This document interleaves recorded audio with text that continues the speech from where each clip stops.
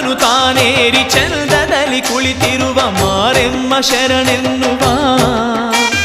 ಕರದಲ್ಲಿ ಖಡ್ಗವನು ಧರಿಸಿದ ದೇವಿಯೇ ದುರ್ಗುಣವ ಕಳೆ ಎನ್ನುವ. ಅಷ್ಟಭುಜಗಳ ತಾಯಿ ಭಕ್ತಿ ಸೇವೆಗೆ ಒಲಿದು ಇಷ್ಟಾರ್ಥ ನೀಡೆನ್ನುವ. ಶ್ರೀಮಾರಿಕಾಂಬೆಯ ಸ್ಮರಣೆಯಲ್ಲಿ ಮೈ ಮರೆತು ಜನ್ಮ ಸಾರ್ಥಕಗೊಳಿಸುವ. ಶ್ರೀಮಾತೆ ಸಿರಿ ನೀಡಿ ಪೊರೆ ಎನ್ನುವ. ಕೋಟಿಗೊಬ್ಬಳೆ ತಾಯಿ ನೀನೆನ್ನುವ. ಮನವೇ ನಡೆ ನೀ ಶಿರಸಿ ಪುರಕ್ಕೆ.